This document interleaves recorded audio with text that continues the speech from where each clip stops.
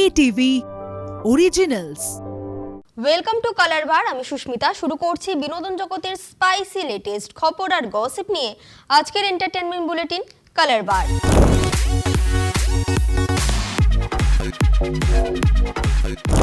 গোয়ায় আন্তর্জাতিক চলচ্চিত্র উৎসব ঘোরার পর অবশেষে বড় পর্দায় মুক্তি পেল হাঁটি হাঁটি পাপা। বাবা মেয়ের সম্পর্কের এই গল্পে মুখ্য চরিত্রে চিরঞ্জিত চক্রবর্তী এবং রুক্মিণী মৈত্র। প্রথমবার দুজনের একসঙ্গে স্ক্রিন শেয়ার করা। ছবির পরিচালনায় অর্ণব বিদ্যা। মুক্তি পেয়েছে বাবা মেয়ের ভালোবাসার গল্প নিয়ে নতুন ছবি হাঁটি হাঁটি পাপা। বাবা মেয়ের এক অন্যরকম গল্প ফুটে উঠবে এই ছবিতে। অর্ণব মিত্রা পরিচালিত এই ছবিটি মুক্তির আগেই জায়গা করে নিয়েছে চলতি বছরের ইন্টারন্যাশনাল ফিল্ম ফেস্টিভ্যাল অফ ইন্ডিয়াতে। 28শে নভেম্বর বড় পর্দায় মুক্তি পেল রুক্মিণী মৈত্র এবং চিরঞ্জিত চক্রবর্তীর ছবি হাঁটি হাঁটি পাপা। একটা বয়সের পর বাবা যখন নিজের সঙ্গী খুঁজে নেওয়ার চেষ্টা করবে, সেটাই মেয়ের সব থেকে বড় আপত্তির জায়গা হবে। মায়ের জায়গা অন্য কোনো নারীকে ভাবতেই পারবে না সে। দুই প্রজন্মের দুই মানুষের দুই চিন্তা কি কখনো এক হবে? একে অপরকে বুঝতে পারবে তারা? জানা যাবে এই ছবিতে। আমাকে গোটা প্রমোশনে সবাই জিজ্ঞেস করেছে যে কতটা রিলেট করলে কাজের মাঝখানে না আমি সত্যি অতটা ভাবি না যে কি হলো কি না ঘটে গেল সারাদিন ধরে, শুধু করেই যাই। আজকে যখন ঠান্ডা মাথায় ছবিটা দেখলাম তখন অনেক সময় অনেক কিছু মুহূর্ত মনে পড়লো। সাধারণত সিনেমা দেখার সময় সিনেমা করার অনেক মুহূর্ত মনে পড়ে, কিন্তু এই ছবিটার সময় অনেকটা নিজের জীবনের অনেক কটা মুহূর্ত যেন আর একবার দেখলাম, এবং অনেক কটা মুহূর্ত এমনও হলো যেটা দেখে মনে হলো যে যদি এই মুহূর্তগুলো বাবার সাথে পেতাম, কারণ সেই বয়সটাই সেই জায়গাটাই পাইনি। এবং শুধু আমার জন্যই ইমোশনাল না, আমার মনে হয় যারা যারা দর্শক আজকে আমাদের সঙ্গে দেখেছে সবাই রিলেট করেছে। এবং আমি প্রত্যেকটা প্রেমিয়ারের পরে ঘুরে তাকে আমার মায়ের দিকে দেখার চেষ্টা করি। আমার মা তখন খুব ইমোশনাল হয়েছিল। বা যাই হোক, সবার থেকে খুব ভালো রেসপন্স। একটা প্রেমিয়ারের মধ্যে যখন শেষ হয় তখন যখন সবাই হাততালি দেয় তখন খুব ভালো লাগে, তখনই বোঝা যায় যে কেমন হয়েছে কাজটা। তো আশা করি যে দর্শকে এইভাবে হাততালি দিক কাজটা দেখে এবং তারা পছন্দ করুক, তাদের জন্যই কাজটা বানানো। এবং যেটা আমি বলেছিলাম প্রথম দিন থেকেই যে মন ছুঁয়ে যেতে বাধ্য এই ছবিটার মাধ্যমে। আমার দারুণ লেগেছে। Honestly speaking, I think simple ছবি উইথ রিয়েল ইমোশন। আরে দাদা বৌদিকেও নিয়ে একটু পিছনে যা, সিম্পল ছবি উইথ রিয়েল ইমোশন। আর মনে হয় কি যারা যারা আজকে আমাদের এই সকল শোতে, প্রাইভেট শো বা স্পেশাল শোতে যারা ছিলেন তাদের প্রত্যেকেরই মোটামুটি ভালোই লেগেছে। আমার দুরন্ত লেগেছে। এবং আর মনে হয় কি সবাই ছোট ছোট চিরঞ্জিতদা এবং রুক্মিণী তো খুব ভালো বটেই হয়, কিন্তু দুজনেই আমার মনে হয় they are the best actress like of recent time. কিন্তু তার সঙ্গে যারা যারা সহযোগিতা করেছে না সাপোর্টিং অ্যাক্ট্রেস, তারাও দুরন্ত। বেশ কয়েক মাস ধরে চিরদিনই তুমি যে আমার ধারাবাহিকের নাম নিয়ে যে চর্চা চলছে, ধারাবাহিকের প্রধান দুই কাণ্ডারি জিতু কমল এবং দিতিপ্রিয়ার মধ্যে সমানে চলতে থাকা কলহ বারবার উঠে এসেছে সোশ্যাল মিডিয়ায়। বিতর্কের মাঝেই সপ্তাহান্তের সকালে চিরদিনের জন্য মেগা সিরিয়াল ছাড়ার ঘোষণা করে বোমা ফাটালেন জিতু কমল। কি বললেন তিনি, দেখে নেব। This is my last mega. এই মেগাটা যে ধারাবাহিকটা চলছে, যে টেলিভিশন প্রজেক্টটা চলছে চিরদিনই তুমি যে আমার, এটা আমার লাস্ট টিভি সিরিয়াল। এরপরে টিভি সিরিয়াল আমি আর করব না। আমি আশা রাখবো, প্রত্যেক দিন তো আমরা চ্যালেঞ্জের মুখোমুখি পড়ি। তো আমার ইউনিট, আমার প্রোডাকশন হাউস এবং জি বাংলা তারা একটা চ্যালেঞ্জ নিয়েছে, আপনারা সকলেই জানেন, সেটা আর বিস্তারিতভাবে বললাম না। আশা রাখবো আপনারা আমাদের সাথে থাকবেন, আমাকে যেভাবে ভালোবেসেছেন সেই আশীর্বাদটুকু একটু বাড়িয়ে দেবেন কিছুদিনের জন্য। সত্যি আমরা চ্যালেঞ্জের মুখে পড়েছি।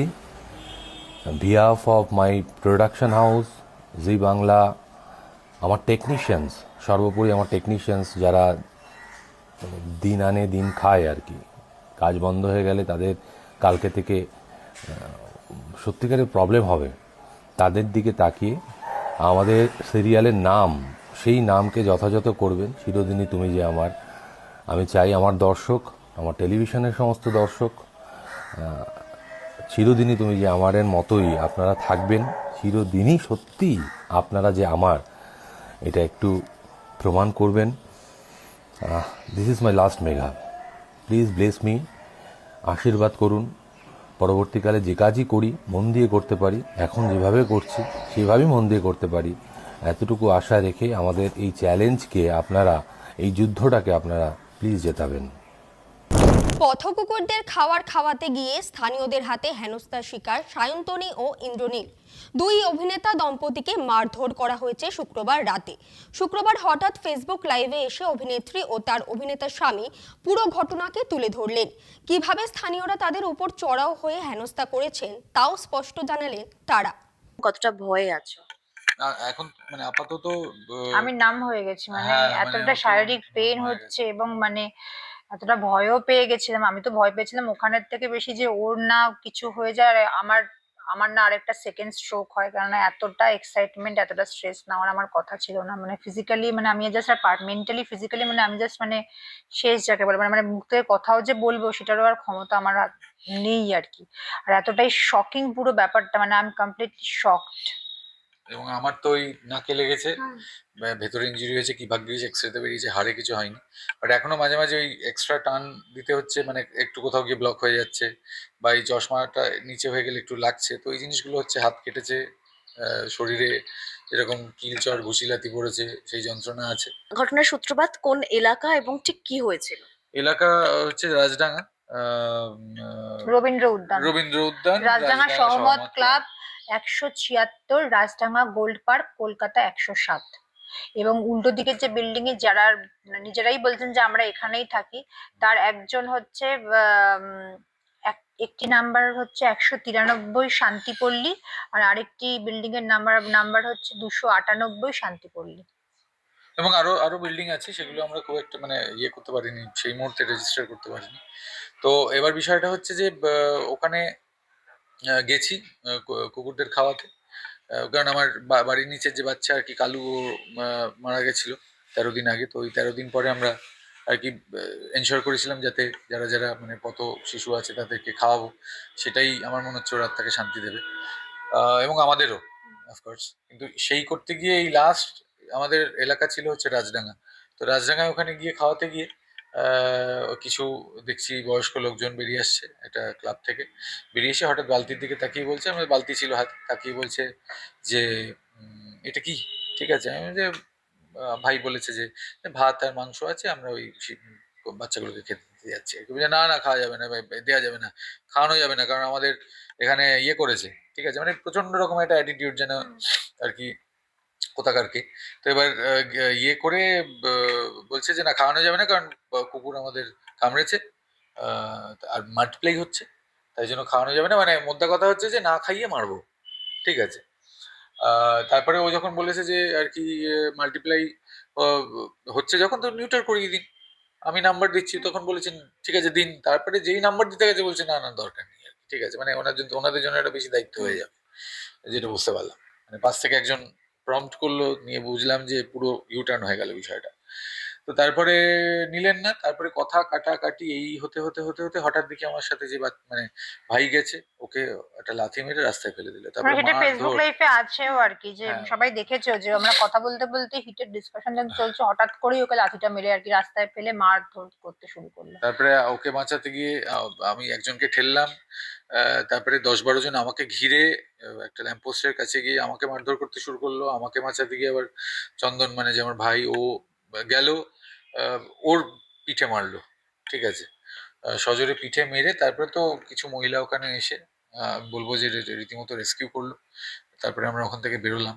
এই ঘটনার পর স্থানীয় যিনি কাউন্সিলর রয়েছেন তাকে যোগাযোগ করেছো কিংবা পুলিশে ইনফর্ম করেছো? না, ডেফিনেটলি যোগাযোগ করার ইচ্ছে রইলো, পুলিশেও যোগাযোগ করেছি, কারণ অফকোর্স এটা তো আমি বলবো যে তাদের ইনফরমেশনের মধ্যে আনাটা খুবই দরকার। এন্ড আই এম শিওর মানে যে যিনি স্থানীয় কাউন্সিলর তিনি এরকম অন্যায়কে একদমই সাপোর্ট প্রশ্রয় করবেন না, দেবেন না, প্রশ্রয় absolutely, দেবেন না। আর absolutely। কসবা থানা তো আমরা রাতেই গিয়ে কমপ্লেন করেছিলাম, ওনারা সব ভীষণভাবে সহযোগিতা করছেন। এটা কোথাও গিয়ে ওনাদের নাম খারাপ হচ্ছে। তো সুতরাং আমি বলবো যে এটা মাননীয়ের কাছেও আর কি আমি রিকোয়েস্ট করব যে প্লিজ একটু এই সিচুয়েশনটা থেকে একটু সিচুয়েশনটা হ্যান্ডেল করতে আমাদের সাহায্য করুন। কলকাতা পুলিশকেও তাই বলবো। কোথাও কখনো দেবশ্রী রায়, কখনো শ্রীলেখা মিত্র, তারকাদের সফট টার্গেট বানানো হচ্ছে কি কুকুরদের খাওয়ানোকে আজকে? আমার তাই মনে হয়, কারণ চন্দন যতদিন গেছে কোনো অসুবিধা হয়নি। আমরা গেছি বোধহয় না, অসুবিধাটা এমনিতে তো সেটাই। তারকা ছাড়াও তো আমরা এরকম অনেকগুলো ঘটনাই দেখি যে যারা ফিডার বা খাওয়াতে গেছে, খাওয়ানোনি, তাদেরকে প্রবলেম, তাদেরকে উল্টোপাল্টা গালি গালাজ করা অনেক কিছু। আমি ফেসবুকেও ইনফ্যাক্ট অনেকের না, কমেন্ট দেখলাম। ওখানেও আমি একটা শুনলাম যে পাশের লোকজন বলছে যে এরা রেগুলার, এদের খুব বার বেড়েছে, রেগুলারলি কিন্তু এরকম প্রবলেম ক্রিয়েট করে। ঠিক আছে, আমার ফেসবুক লাইভেও অনেকের আমি কমেন্ট দেখলাম, এত যদি প্রেমটাকে নিজের বাড়িতে গিয়ে খাওয়ান, এদেরকে এরা খাওয়াবেন না, এরা কামড়ায় এই করে, তাহলে পরে আপনি যখন এতটাই সমাজ সচেতন, সবার আগে বাইরে বেরিয়ে যারা এই যে গুন্ডামো করছে, পকেট মার, চোর ছ্যাচোর, রেপিস, তাদেরকে ধরুন না, তাদেরকে বলুন রাস্তায় বার করবেন না, মানে তাদের জন্য আপনারা কিছু স্টেপ নিন। তাদেরকে নিজেদের ঘরে রেখে দিন, তাদেরকে নিজেদের ঘরে রেখে দিন, তাদেরকে কনফাইন করুন। চলতি বছর সত্যি বলে সত্যি কিছু নেই আর কিলবিল সোসাইটি মুক্তি পেয়েছে। বড়দিনে মুক্তি পাবে লহ গৌরাঙ্গের নাম রে ছবিটি। এরই মধ্যে নতুন ছবির পরিকল্পনা করে ফেলেছেন পরিচালক। তার আগামী ছবির নাম এম্পায়ার ভার্সেস শরৎচন্দ্র, শুটিং শুরু হবে জানুয়ারি মাসে। এম্পায়ার ভার্সেস শরৎচন্দ্রর কাস্টিংয়ে চমক, কাদের দেখা যাবে দেখুন। ব্রিটিশ বিরোধী আন্দোলনের প্রেক্ষাপটে শরৎচন্দ্রের উপন্যাস পথের দাবি অবলম্বনে সৃজিত মুখোপাধ্যায় যে নতুন ছবি তৈরি করতে চলেছেন, চলতি বছরের অগাস্ট মাসেই সে খবর জানা গিয়েছিল। সেই উপন্যাস কিভাবে ব্রিটিশদের ভিত নাড়িয়ে দিয়েছিল, সেই সময়কালই ফুটে উঠবে এম্পায়ার ভার্সেস শরৎচন্দ্র ছবিতে। সৃজিতের এই ছবিতে আবির চট্টোপাধ্যায় এবং টোটা রায়চৌধুরীর অভিনয়ের কথা আগেই শোনা গিয়েছিল। পরবর্তীতে শোনা যায় সোহিনী সরকার, রুদ্রনীল ঘোষ, কাঞ্চন মল্লিক, দিব্যানী মণ্ডলরাও থাকবেন এম্পায়ার ভার্সেস শরৎচন্দ্র ছবিতে। তবে এবার কাস্টিংয়ের তালিকায় কিছু বদল ঘটছে। সোহিনীর পরিবর্তে মিমি চক্রবর্তীকে দেখা যাবে সৃজিতের ছবিতে। সেই প্রেক্ষিতে এই প্রথম মিমি সৃজিতের কাজ। প্রথমে অভিনেত্রী সোহিনী সরকারের এই ছবিতে থাকার কথা ছিল, কিন্তু কেন এই পরিবর্তন? সৃজিত জানালেন এটা প্রযোজনা সংস্থার সিদ্ধান্ত। প্রযোজকই এ ব্যাপারে বলতে পারবেন। পরমব্রত চট্টোপাধ্যায়, পিয়া চক্রবর্তী, 27শে নভেম্বর দিনটি দুজনের কাছে খুবই স্পেশাল, কারণ এদিনই তাদের বিয়ের জন্মদিন। এবছর বিয়ের 2 বছর পার হলো। এবারের বিবাহবার্ষিকী স্বাভাবিকভাবে একটু বাড়তি স্পেশাল, কারণ সঙ্গে রয়েছে তাদের সন্তান। বিবাহবার্ষিকী উদযাপন করতে পরিবারের সঙ্গে ট্রিপে গিয়েছিলেন পরম পিয়া। সেখানের কিছু বাছাই করা মুহূর্ত সকলের সঙ্গে ভাগ করে নিয়েছেন, শেয়ার করেছেন সোশ্যাল মিডিয়ায়। পরমের শেয়ার করা ছবিতে পিয়া ছাড়াও রয়েছে তাদের একরত্তি। ছেলেকে কোলে নিয়ে কোমর দোলালেন অভিনেতা।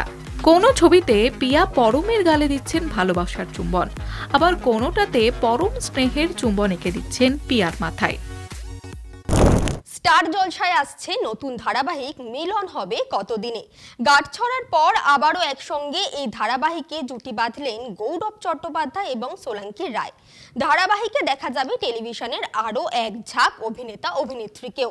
গল্পের কেন্দ্রে এলা আর গোরা।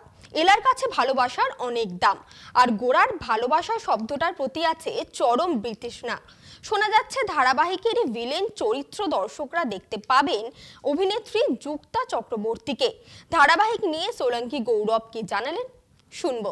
এলা একজন একটি মেয়ে যে গান, কবিতা, গল্প, রূপকথা এগুলো নিয়ে বাঁচে। তার জীবনের একটা বড় অংশ জুড়ে এটা রয়েছে। তার কারণটা সেটা এখন তো বলা যাবে না ওয়াই, বাট রয়েছে, it is a fact. And ও ইটার্নাল লাভে, মানে the concept of eternal love, এইটাতেও বিশ্বাস করে, জেনুইনলি বিশ্বাস করে, এবং ও মনে করে ভালোবাসার জন্য মানুষ পাহাড় পর্বত টপকে ফেলতে পারে।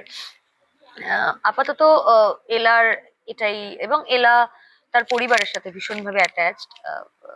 তার মা, বোন, 2 বোন, মামি, মামা, অসমা, এইটাই তার একটা ছোট্ট জগৎ, এবং তার বৃহত্তর জগৎটা ওই স্বপ্নের দুনিয়া।